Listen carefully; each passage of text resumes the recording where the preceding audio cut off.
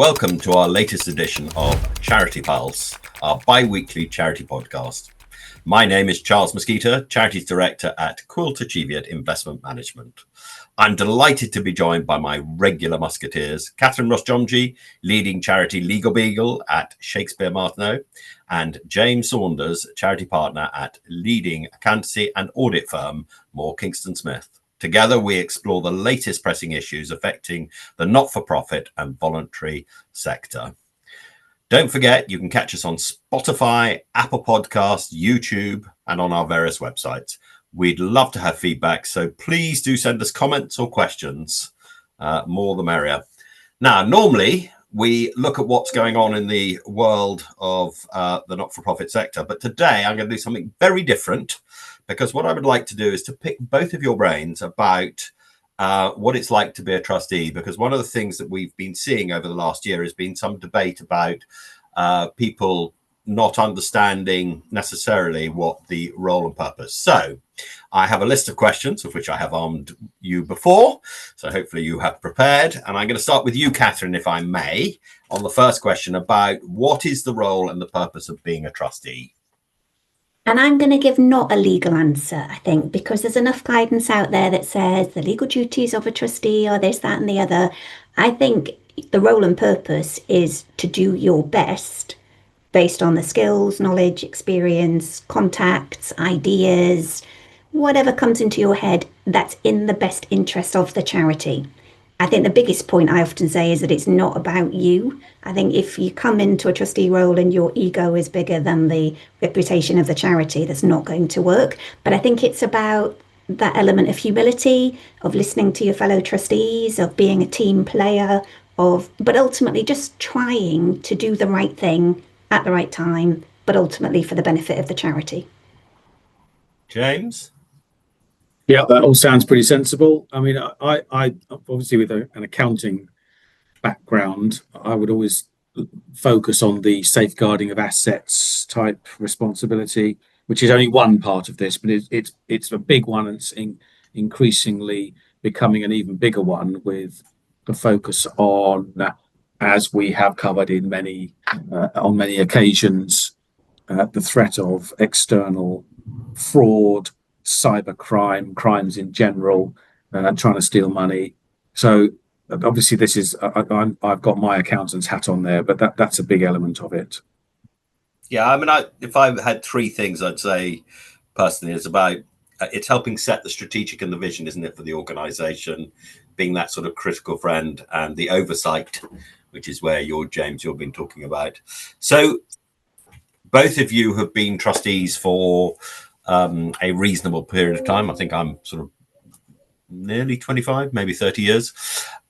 If you've never been a trustee, are there things that if you would take on the role that you should, one, be concerned about? So, or I suppose another way of asking the question, what are the risks of being a trustee? Shall I start with you, Catherine, again? So I suppose there is that risk, depending on the legal structure of the charity and the activities that it carries out. So whether your charity is unincorporated and there is the potential for personal liability of the trustees, whether it's incorporated and you've got a limited liability structure, whether your charity is purely grant making, in which case the liabilities are not necessarily that risky. So I suppose things to be concerned about would be not understanding what it is you are joining and why. So I think sometimes there's a bit of a not so hidden ulterior motive why you're being asked to become a trustee. And I think you're not there as a token, score a point. You're not the diversity hire, I think was said recently in a discussion. It's those sorts of points. I think you're trying to make out that it's a genuine, they want you and you want them, so that you get that good fit from both sides. James? Yeah, I'd agree with that. I think there's a real danger that you don't understand the true extent of the legalities of what you're getting involved in, the true extent of the responsibilities you hold. You are a director as well as a charity trustee for Companies Act and corporate purposes. Do you have all those duties as well? Understanding that is important. But more operationally, I think the danger is you end up getting in, you're always in danger of getting involved in what you don't really know very much about, and that you're jointly and severally liable, to use a partnership terminology. But as a trustee, you much as we all segregate ourselves into subcommittees depending on specialisms, actually, you've got to be part of the team that is responsible for. In my world, if I'm an accountant, but I'm as much involved in the high level decisions on HR or education, or in schools curriculums, in charities fundraising, all that sort of stuff. You've got to be aware of all this stuff, and the buck stops with the trustee group as a whole, not with individual trustees who might be allocated for their particular specialisms. You've got to be very careful that you are only, you're doing your best, as Catherine said, but only to the extent that you are able to do that based on your own skills and experience. Yeah. So what I'm hearing here is that you need to be aware of the risks, that you're taking on the responsibility, but not fearful of it. And I think the other thing I would just point out to people, because it could be quite daunting if you're not a trustee thinking about what those responsibilities are. But there are 800,000 in England and Wales. So according to the Charity Commission, individuals, and also I think, not that it is written down as such, but being volunteers, you certainly, if there was a legal action against you, the courts would look at that sympathetically, I think. Would that be a fair thing to say, Catherine? Yeah, it's whether you've acted honestly and reasonably and or fairly to be excused. So yeah, I think all of that is be a good egg and do your best, recognise your limitations. But yeah, the courts are not there trying to catch out trustees. Yeah. So I suppose the next question I would ask is, why did you become a trustee? What was the motivation behind that? Shall I start with you, James, on this one? Yeah, I did it for a number of reasons, and I've continued to do it for a number of reasons. I believe it helps me in my job, is one. I believe it helps me have empathy with clients if I am in their seats in some way, shape, or form. I believe it helps me with educating myself around different aspects of the business or the charity that I might not be. I always look at the accounts in a charity or an organization. Or the finances, that's my primary focus. So to be more involved in those wider aspects that aren't finance and accounts, I think always helps me with understanding my clients more. It is also rewarding. I always say that if I didn't work in the charity sector with charity clients in my job, I probably wouldn't still be an accountant. Likewise, there is that feeling of reward and achievement when you are helping non-profit, charity, education, any of those sort of organisations, where frankly, help and advice and services, I feel, are better appreciated. Catherine? I think all of those reasons work for me as well. My first appointment, though, I would say it was because they asked me. It was having a charity say to me, we would like you to be a trustee. We know you, we know what you offer, we know your personality, we think you'd be good for this. And actually that was a real kind of, I would take that sort of leap of faith from them, that if they believe in me and think I'm going to be useful, then I'm going to give this a go. And I don't know if I'm going to be any good, but for all the reasons James has said, I would say I get as much from it as I bring to my roles as being a trustee. Yeah, I have to say, from my perspective, it's been a massive benefit from a work and from a personal basis. Hopefully I've been a positive contribution to the organisations I've been involved with. But you have an opportunity to get onto a board of a much younger at a much younger age than you might. I'm just thinking about all the people that I've met that I probably would never have met if I hadn't sat on boards. And the way that you're being asked to make a whole lot of decisions in areas that you know nothing about. And again, that's quite unique. Well, it's not unique to a charity or to a board, but at the age that you can become a trustee, which effectively is anybody over the age of 18, I think is the thing. So actually, there are so many benefits. And I think as a result of it, you might have to ask colleagues at work, but I think I'm a better manager and a better leader as a result of it.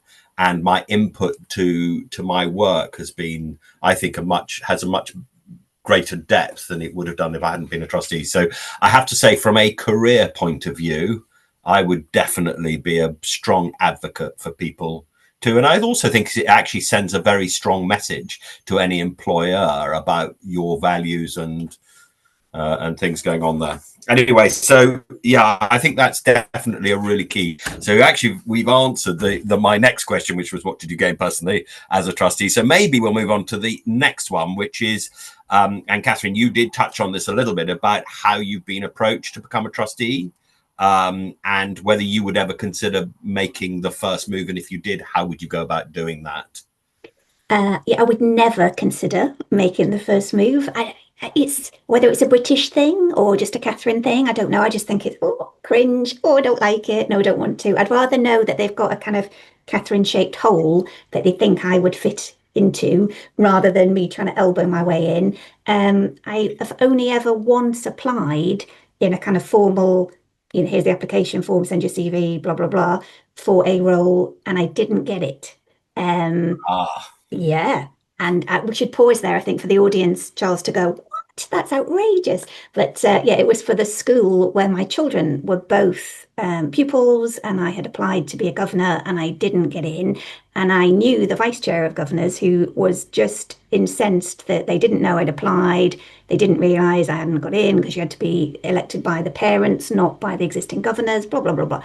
But I took it as a sign from God that I was too busy. They didn't need me, not doing it. But I think for me, I just find it interesting that there's sometimes, I think, is too much promotion about you should advertise trustee vacancies as though it is a job role. And I hate doing a covering letter. I hate sending my CV in. And if you're going to ask me to apply in that way, chances are I won't, which I don't think makes for a flawed recruitment process. I just think it's horses for courses. And I think in this example, the board would say there that that process did not give them the outcome that they would have wanted from it, but it was the inclusive process they'd chosen to follow. Whereas all my other roles, it's charities I've known for a long time. It gradually, where the trustees have said, actually, now would be a really good time. We would love to have you on the board. Yeah. Brilliant. James? I often say to my team, as they're coming through and progressing through qualification and maybe looking forward to a career in, a further career, an extended career in finance somehow, and accountancy, and particularly in the charity sector, go and look, and maybe if you wanted to do that trustee role, go and find something that you've got a personal interest in, rather than just go and apply willy-nilly for whatever. Find something that you can genuinely get invested in, whether that is, obviously a lot of them are sports focused for a lot of the young men in particular, well, the young men and women coming through. But of course, those roles equally are quite popular for applicants. So there'll be quite a few applications on that front. But I do think it should be, certainly first ventures into trusteeship, it will help enormously if you've got a personal interest, a personal involvement somehow. Maybe it's a medical charity that you've family member involved in, something like that you genuinely want to give something back to, put something into. I think that probably makes a huge difference to how you go about that first appointment, if you like, and what you put into it. Yeah, I have to say, I've been invited 4 times to sit on a board. I'm not very good at saying no either, which is thing, but I've only ever approached once. I think this is probably more for people who haven't got established networks and haven't got the connections and everything else, and actually pick up the telephone and go and ask. And even if you just start off as a volunteer, but say you'd be really interested in being a trustee. I've got a young colleague in the office who joined our charities team a couple of years ago, and in fact, she's ended up being a trustee on a multi-academy school. But she definitely had to do the first move, and she's been absolutely fantastic in her role and really things. So I think there is, because a lot of this is actually charities don't know necessarily where to look, which is sometimes where they go and advertise, and then you've got people who don't know who to go and ask. But I think, definitely find organizations, my advice, where you have a natural interest in what they are doing and you want to further that purpose. I think it's really interesting though, isn't it? On charity websites, many will now have a donate here button, but where is the support now button for someone to say, I would like to support your charity? I'm thinking in a voluntary role like this. I'm thinking a potential trustee. I'm thinking a member of a committee that you might have. Where is the opening for somebody to find your charity and be able to put themselves forward? I think, there needs to be a bit of that. You could make it more welcoming for those that might stumble across your charity and be able to suggest something, rather than we only do that if we've got a deliberate vacancy that we're looking to fill. You think for your succession planning, it should surely be an ongoing process. What a fantastic idea. Ooh, I think we should explore this one further about having a volunteer now button. Because I'm sure there are a lot of people who would actually be really interested in doing that, just don't know how to go about doing it. Yeah. Or are a little bit, a little bit shy at putting themselves forward. Yeah. That's a better way of thinking about it. So my next question is, what advice would you give to somebody thinking about and getting involved with a charity? We've probably covered quite a lot of this.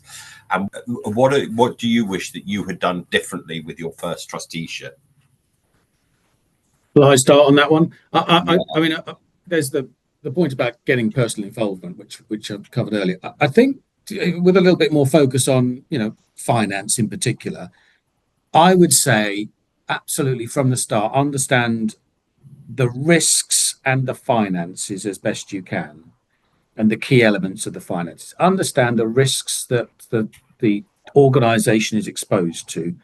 Get someone to tell you what they are, someone who knows a bit about, and get some people from different aspects of the organisation. So maybe someone in the accounts department, if you like, or the treasurer or the head of finance, whoever it is.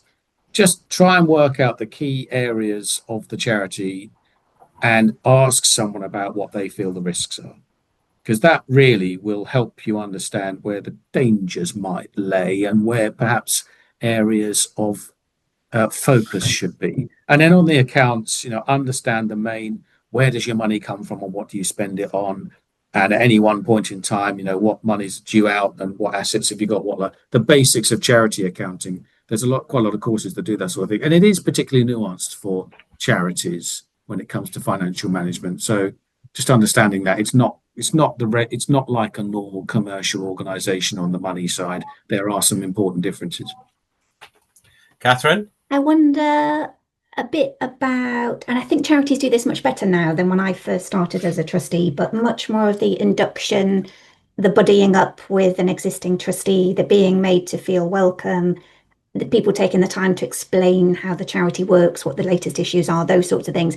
I do remember the first trustee role I took on, I did speak in my first trustee meeting, and judging by the gasp that went round the room, I don't think as a new trustee you were meant to speak. It was very much you will work your way up to, being an equal on this board. And that's the bit where I sometimes think as well, it's getting to know the personalities, the other trustees. I think sometimes it's about saying, actually, I haven't got the time, or trustee board isn't your interest, but maybe being a member of a specific committee might be more your bag, where you might be saying, actually, I want to be on your fundraising committee, I want to be on your events committee. That's where, and I think sometimes it's having that confidence to push back a bit about the role you're being asked to take and say, actually, could it be more of this? And I just think there is much more around. You can be more effective more quickly if people are more welcoming and there's more of that kind of encouragement and support.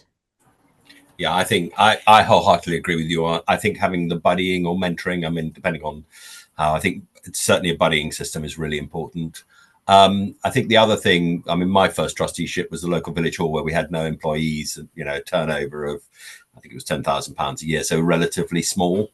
And I think, again, if you want to, starting small is not necessarily a bad thing. The first thing I had to do was explain to the management committee that they were also a board of trustees and they had all the responsibilities. So it was a bit the blind leading the blind.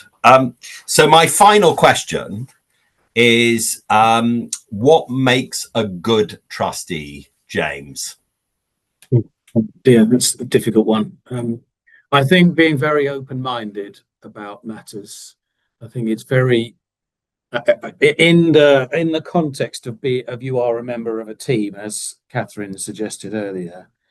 I think being open-minded, being you've got to understand you're one of a group who are ultimately, you've got to make the decision, but you've got to take on board an awful lot of information, opinions, considerations along the way. If you go in with premeditated and preconceived ideas, I think you're going to get yourself into trouble as a trustee. Personally, I think you've got to stay as open-minded as possible. To me, it's very much the nature of the role. You are not going to be involved in the day-to-day running of an organization, so you're not going to have the detailed, granular knowledge that you need to make decisions unilaterally on your own without any other thought. You've got to be a good absorber of information and come to you are going to have to come to a conclusion, but you've got to do it with an open mind. I would agree with all of that, James. I think they're good points. And I think there is that mix of, does this person play nicely with other children? Can they share their toys? I do see quite a lot of comments on LinkedIn lately about people with lots of corporate experience becoming charity trustees and then thinking they're there to tell the chief exec how things should be done. And you think doesn't necessarily translate. It's not the way it works. It's not what you're there to do. So, it is that mix, isn't it, of being a decent person and, being respectful of others. I think it's that listening, patience piece, and realizing that things are different in the charity sector than they are in the different areas that we might come from. And, that's not necessarily a bad thing. We just all need to, breathe and learn from it, I think. Yeah, my first thing I would say to people is please read the papers, because if you come to a meeting and haven't actually done any preparation prior to, you're really turning around to everybody else around the table and saying to them you don't actually value their time. So that would be the first thing I would say. I think being open-minded, and again, this whole issue around, you can have some really robust conversations, but so long as you're focused on your beneficiaries, what's in their best interest and your purpose, generally you come to really good decisions. And there are occasions where certainly I've been in that I haven't actually agreed with what the decision we've made, but because collectively that's the majority of the trustees, I've said, okay, fine, I put my argument, but the majority is, and we must go along with that. The other thing I would say is be inquisitive. So, there are lots of areas you're going to deal with that you don't necessarily know a lot about, but don't be fearful of actually going in and do it. And the other thing is don't be afraid to ask questions, however stupid they are. I really encourage, I use the word copy, I shouldn't really, but people who will be vocal, who will give their opinion. And one of the things I find that if I said, what did I fear most, is that I probably say too much and I can dominate too much in a board meeting. That would be my biggest fear. I don't know. Do you guys have a biggest fear? I think mine's a bit Hotel California. I don't want to be there forever. So I think that is where I think I want to know there's an exit there for me. I feel like I do have a usefulness shelf life where I've got energy, I've got ideas, but then no, I want to be off now. I think I need to make room for somebody else. So I think mine is that I need to know I can leave when I want to. Yeah. James? I think, I honestly think just getting it wrong. And I know that goes against a lot of what we said, doing your best here, but you've got to know you're limited by time and what you can actually do with the time you've got. As you said earlier, Charles, it's a volunteer role. You're not getting paid to do this 37 and a half hours a week.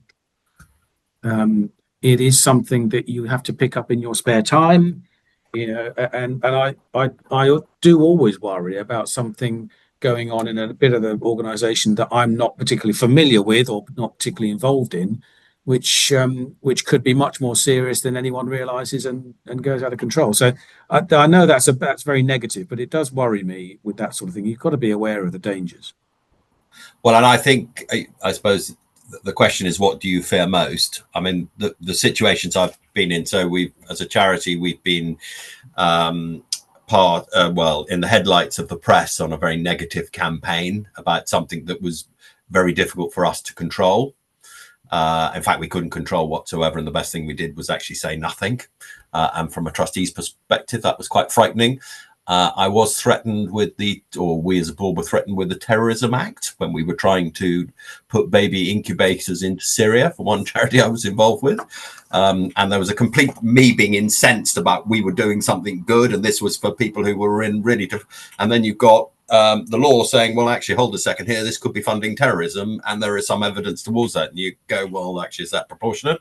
And sometimes you just got to take a step back and think of a different way of approaching it. So that was certainly, I have to say, was a time where it was a bit scary.